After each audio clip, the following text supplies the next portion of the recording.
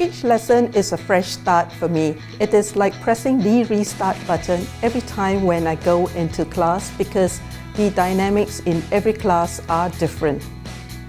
I use a lot of simulation in the classroom to involve my students in their learning. Examples would include assessment centers, hackathons, as well as role plays.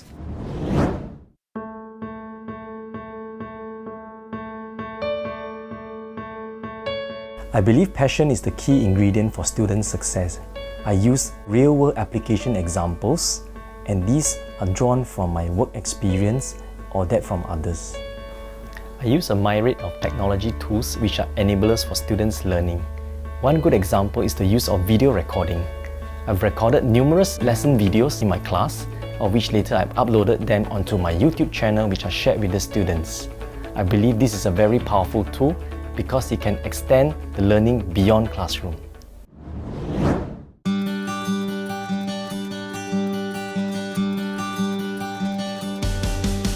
The project is about how CMC has developed project-based learning as its key teaching and learning approach. As the paper is really about how we have developed a framework of projects over the 3-year course, one of the challenges is to acknowledge all the staff and stakeholders who have been directly and indirectly involved in the development. There were full-time and associate lecturers who have led in the implementation of the projects. We are also very thankful to the admin staff and the industry partners who have helped us along the way.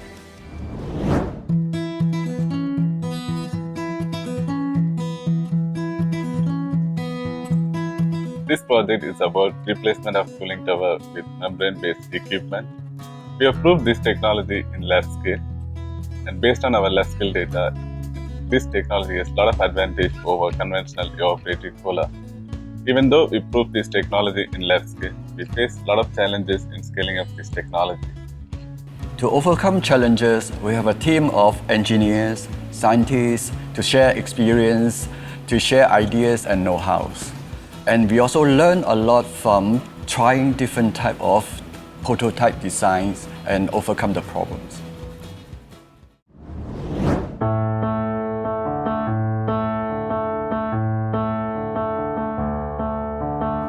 Cross-Cultural Symposium is an annual event organized to promote social cohesion and racial harmony.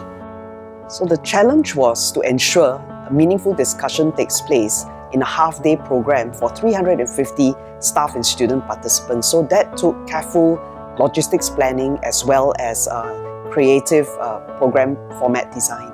I think a very positive aspect of this event was that teams from both SAS and IS were able to come together, collaborate and pull off a very successful event with guidance from senior management. The greatest challenge for us was to look for the correct organization that meet our need, and after calling for more than 10 organizations, we finally found the correct one. Another challenge we faced is to design simple, safe, but fun and educational experiments for children. The actual day we had about 30 kids. We were very busy. We had to make sure the experiments are safe and engaging for the kids as well. This project is about using robot coaches to engage the elderly and help them to stay healthy in senior activity centers. The biggest challenge we encounter is how to synergize efforts from different team members who were contributing to the project from different aspects. In order to overcome the challenge, all the team members take turns to visit the centers regularly, facilitate the session, more importantly, listen to their feedback and bring their ideas to implement the next move. We hope to bring the best of RoboCoach experience to the senior citizens.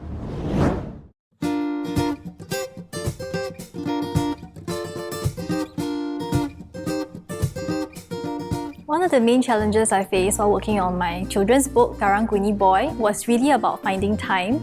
I remember taking leave during the semester break just so that I could focus on the initial illustrations. But I really believed in this project, and that was what pulled me through.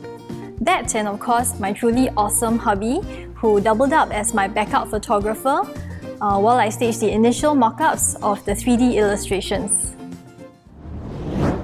The YEP trip was YEP Cambodia. We went to a village called Barai, and that village is a 2.5-hour drive from Phnom Penh. It is a rather poor village, and the hospital there is in a rather dilapidated state. My biggest challenge was teaching resilience to the students. Prior to going on the trip, I made it very clear to them that their day would begin at 5 a.m. in the morning and it would end around 10 p.m. at night. And because of the minimalistic packing list, they also had to do their own washing. And when they wake up at 5 a.m. in the morning, they're expected to bathe in well water, which can be rather cold. So hopefully through these activities, they have learned resilience. Started in 1980, our table tennis team remained as one of the most resilient and bonded interest group in Ngee Ann Poly. We have active members across 15 departments, ranges from directory members to staff officers. Over the 30 years of history, 7 of our colleagues have stepped out to assume the captain role, to organize activities, recruit members, and groom successors. Special thanks for providing me this opportunity to represent Ngee Ann Polytechnic in the recent Table Tennis Public Service Tournament, even though I'm a new player.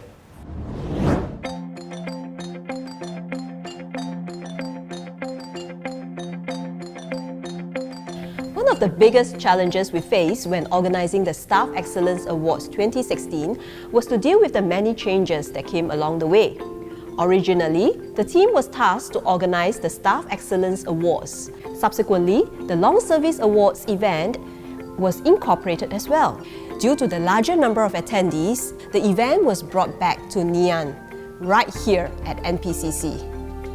Well, for the team, the challenge then was how do we turn this whole place into a posh dining venue to create that special magical moment for our deserving colleagues.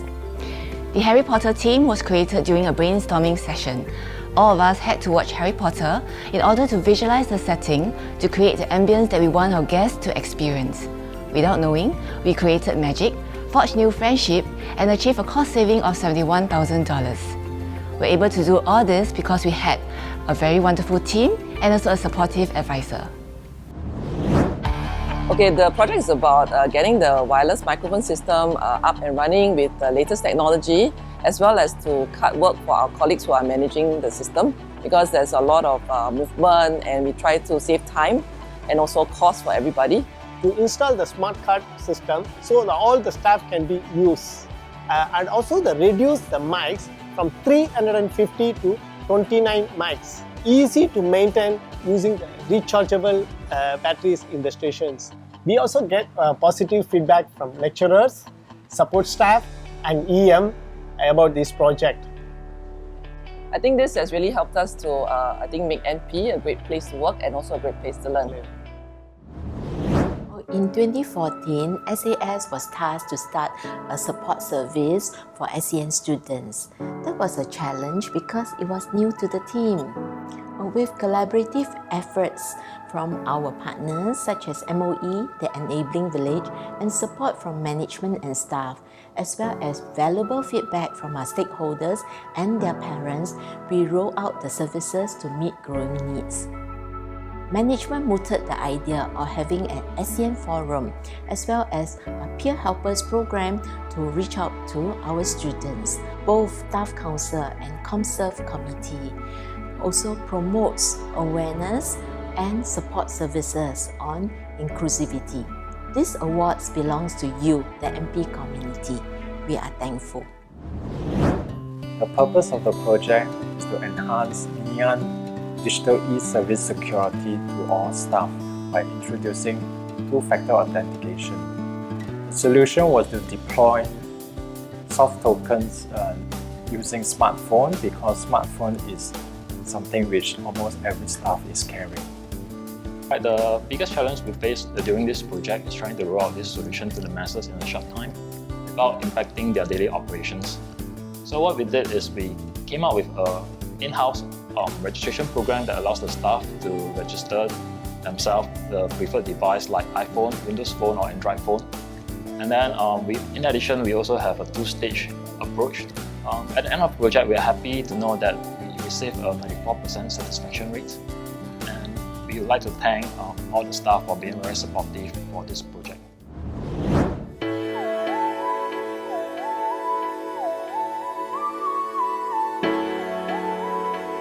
Education and career guidance is about equipping students with the necessary skills, knowledge and values to make informed decisions. OIC has been very fortunate to have the opportunity to plan exciting activities, career talks and events to better support the ECG needs of both students and staff at MP. As with any new initiative, it's really about engagement for alignment. So it's about stock taking of where we are currently. ECG is not entirely new, where we want to be, and charting out how do we get there.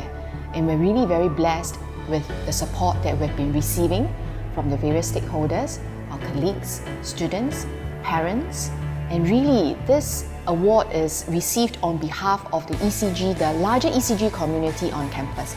Thank you very much. So this project was to develop a learning trail for the ABC outdoor classroom at Ulupandan. And although we had the idea for the learning trail in place and we ran the program, we lacked proper learning materials and public education materials. Children's of Makers Academy gave the students a 2-hour training in basic Adobe Illustrator skills and supported the students throughout the project. And all the groups in the class actually came up with their portion of the booklet. And what amazes me is our students' ability to pick up new skills that are way different from the area of training and to apply it so easily without any concerns. I'm really proud of them. This is the first time that we bring 30 students for clinical attachment in Taiwan. The challenges that we face are, number one, we had some cultural differences. Secondly, we face language barrier as the patients there speak dialect and our students do not speak their dialect. And thirdly, there are some nursing practices differences. To overcome the challenges of the language barrier and the differences in culture, we have a Taiwanese buddy system whereby the nurses will help our students to overcome these differences. And for the nursing practices differences, we have daily pep talk with our students to help them to bridge the differences between these practices. The biggest challenge in every trip is bringing together 20 individuals to bond in a relatively short time so that they can roll out successful social action projects after the trip. We have to ensure that the journey is meaningful so that they can learn together and work hard together for a good cause. This wouldn't be possible without the careful design by the people who first conceptualized the Social Leadership Challenge and those who have guided us along the way. Most importantly, we also have a good process to select the right students who are genuinely interested in making a positive difference in the community. These students are the ones who truly make the Social Leadership Challenge special. As a lecturer, I often encounter needy students in Ngee Ann who come from financially challenged backgrounds. To make ends meet, these students often work part-time and this interferes with their school and CCA commitments. To break this poverty cycle, the School of Business and Accountancy partnered a private foundation called Akaraka to sponsor these needy students with financial aid as well as mentoring opportunities with industry practitioners. This year, we are sponsoring 20 needy students with an amount of $50,000. 2 of our sponsored students who just graduated this year have gone on to NTU and NUS Business School to pursue their further studies. We hope to lay a firm foundation of big-heartedness among these recipients so that they will give back to Ngee Ann and the community when they become successful in the future.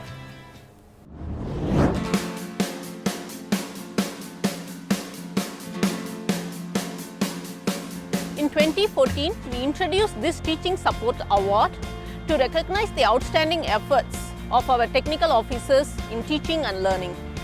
The biggest challenge we faced during the implementation of this project is making our students and staff nominate our technical officers and provide meaningful inputs. Our team managed it with a strategic publicity plan with posters and emailers that talk about the intent of the award and the values of gratitude that is part of the R3 ICG, which we want to inculcate in our students.